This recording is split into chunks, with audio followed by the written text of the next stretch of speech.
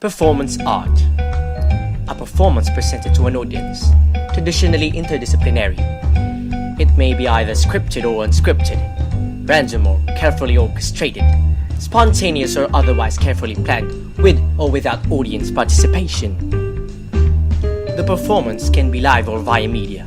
The performer can be present or absent. It can be in any situation that involves four basic elements: time, space, the performer's body or presence in a medium, and the relationship between performer and audience. Performance art can happen anywhere, in any venue or setting, for any length of time.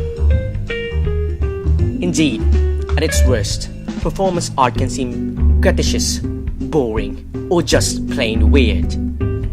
But at its best, it taps into our most basic shared instincts, our physical and psychological needs: food, shelter, sex, and human interaction, our individual fears and self-consciousness, our concerns about life, the future, and the world we live in. It often forces us to think about issues in a way that can be disturbing and uncomfortable, but it can also make us laugh by calling attention to the absurdities in life and the idiosyncrasies of human behavior.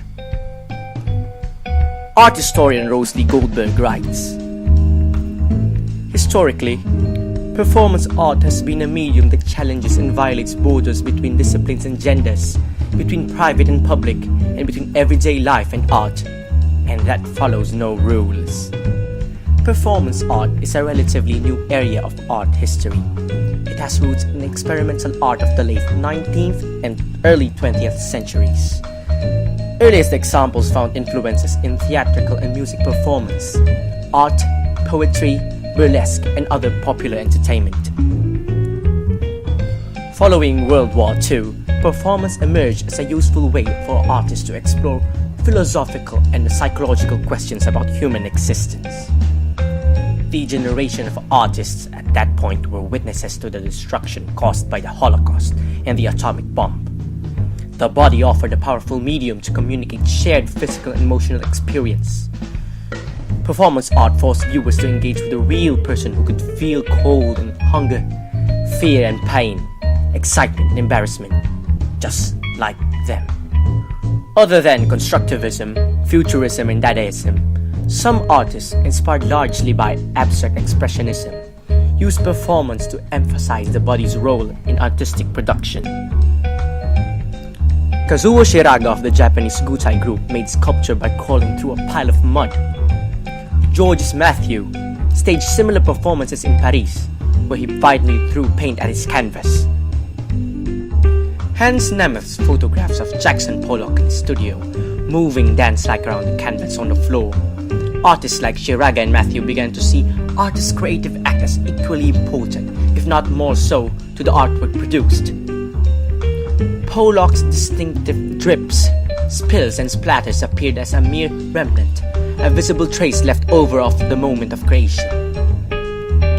Shifting attention from the art object to the artist's action further suggested that art existed in real space and real time. Fluxus artists, poets, and musicians likewise challenged viewers by presenting the most mundane events: brushing teeth, making salad, exiting the theater, as forms of art. A well-known example is The Bed-In by artist Yoko Ono.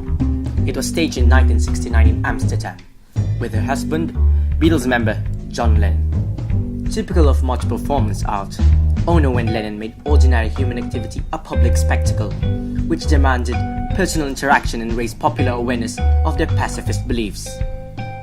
Artists such as Carolee Schneemann, Hannah Wilke, and Valley Export displayed their nude bodies for the viewer's gaze, but they resisted the idealized notion of women as passive objects of beauty and desire. Through their words and actions, they confronted their audiences and raised issues about the relationship of female experience to cultural beliefs and institutions, physical appearance and bodily functions. Their groundbreaking work paved the way for male and female artists in the 1980s and 1990s, who similarly used body and performance art to explore issues of gender, race, and sexual identity. The simultaneous rise of photography and video, however, offered artists a viable way to document and widely distribute this new work. The need to position performance within art's history has led museums and scholars to focus heavily on photographs and videos that were only intended as documents of live events. In this context, such archival materials assume the art status of the original performance. Some artists and institutions now stage reenactments of earlier performances in order to recapture the experience of a live event.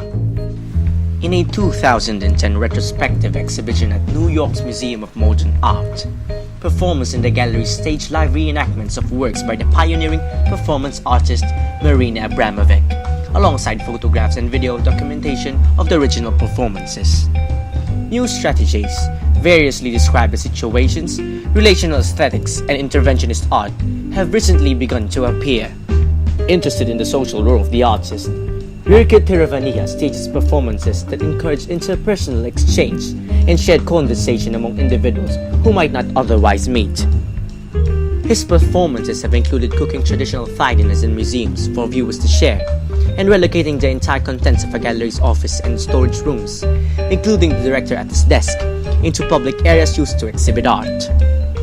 Similar to performance art of the past, such approaches engage the viewer and encourage their active participation in artistic production. However, they also speak to a cultural shift toward interactive modes of communication and social exchange that characterize the 21st century.